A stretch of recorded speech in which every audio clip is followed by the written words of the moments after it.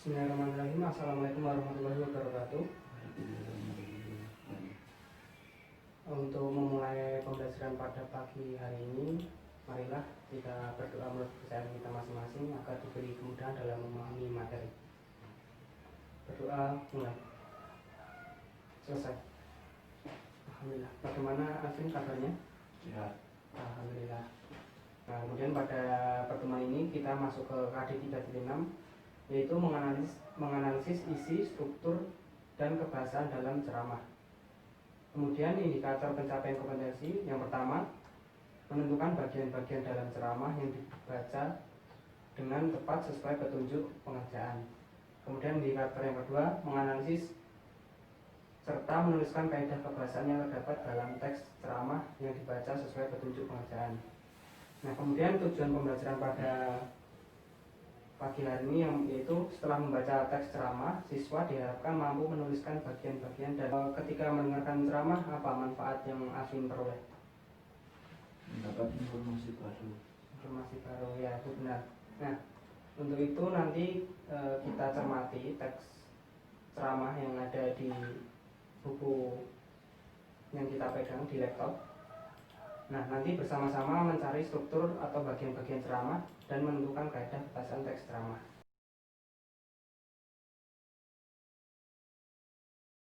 Sudah Bapak jelaskan, yaitu pada pertemuan terakhir ini, yaitu mengidentifikasi struktur dan kebahasaan teks ceramah. Nah, struktur teks ceramah sendiri itu ada 3. Yang pertama, pendahuluan, isi, penutup, atau biasa disebut pembuka. Nah, kemudian bagian pendahuluan itu berupa pengenalan isu, masalah, ataupun pandangan pembicara tentang topik yang akan dibahasnya. Jadi bagian pendahuluan ini ada 2. Apa aja sih? Pembuka dan pengantar. Nah, bagian pembuka itu berisi salam pembuka, ucapan penghormatan, dan ucap syukur. Nah, salam pembuka ini bisa contohnya kayak seperti kalau kita Islam, assalamualaikum, atau nah, kemudian ada pengantar. Yang kedua, pengantar. Nah, bagian ini ada paragraf pengantar, biasanya mengarah pada topik. Nah, pengantar ini berasal dari informasi atau berita faktual yang masih terkait dengan topik ceramah. Jadi di bagian ceramah itu, teks ceramah itu tidak satu paragraf itu isinya pendahuluan, tapi biasanya lebih dari itu, bisa 2 atau 3. Jadi pendahuluan ini kemudian masuk bagian isi. Nah, kalau di bagian isi ada berapa alur? 2. Nah, apa aja itu? Inti dan gagasan. Nah, bagian isi itu berupa rangkaian argumen pembicaraan berkaitan dengan pendahuluan atau tesis. Nah, ceramah yang baik berisi atau gagasan besar yang kemudian dikembangkan dalam subtopik. Kemudian masuk bagian penutup. Apa isinya bagian penutup ini? Yang pertama itu adalah simpulan, kemudian ucapan permintaan maaf, dan ada salam penutup. Kemudian masuk ke kaidah kebahasaan. Kita masuk kaidah kebahasaan. Nah, kaidah kebahasaan dalam teks ceramah sendiri itu ada 5. Yang pertama, menggunakan kata ganti orang pertama. Kalau kata ganti orang pertama itu misalnya apa aja tuh? Aku, Ya. saya. Kemudian yang ketiga, menggunakan kata-kata kausalitas atau sebab akibat. Nah, jadi mungkin bisa dicoret-coret di situ ya, di PPT, di lembar PPT itu. Kalau kata-kata kasualitas itu biasanya contohnya gini, kata jika, maka, sebab, karena, dengan dagingnya. Nah, kemudian yang terakhir itu ada menggunakan kata-kata persuasif atau yang menarik para pendengar. Seperti ada kebahasaan teks ceramah tadi ada berapa, Alvin? 5. Nah, apa aja? Menggunakan kata ganti orang pertama. Ya. Menggunakan kata-kata pengistilahan yang sedang dibahas. Ya, kemudian Menggunakan yang keempat, kata kerja mental. nah itu yang keempat yaitu menggunakan kata kerja mental.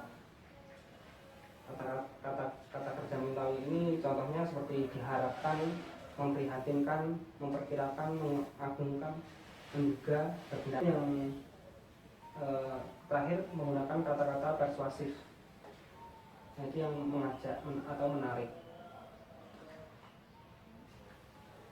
Coba Alvin lihat pada contoh ceramah, tes ceramah yang pertama, yang kemarin sempat kita bahas juga. Ini ada lembar kerja peserta didik. Nanti Alvin mengerjakan menurut teks ceramah yang sedang kita bahas, yaitu mengenai pemilihan kata-kata oleh masyarakat. Nanti silahkan dijawab sesuai tabel yang sudah disediakan.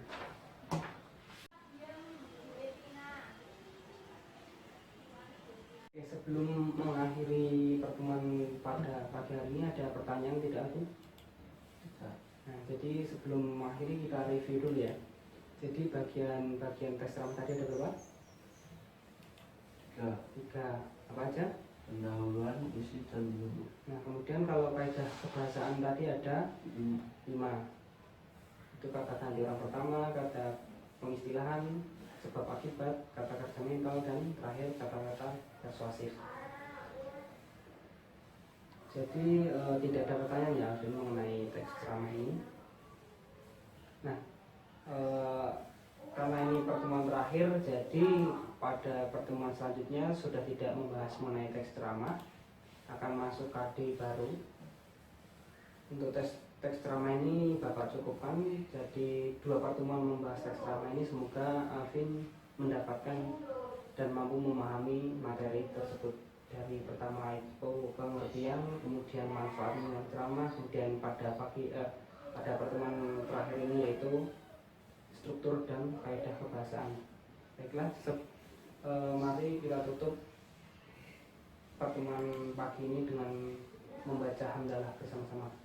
Alhamdulillahirabbil alamin. Sekian, billahi taufiq wal hidayah. Wassalamualaikum warahmatullahi wabarakatuh. Waalaikumsalam warahmatullahi wabarakatuh.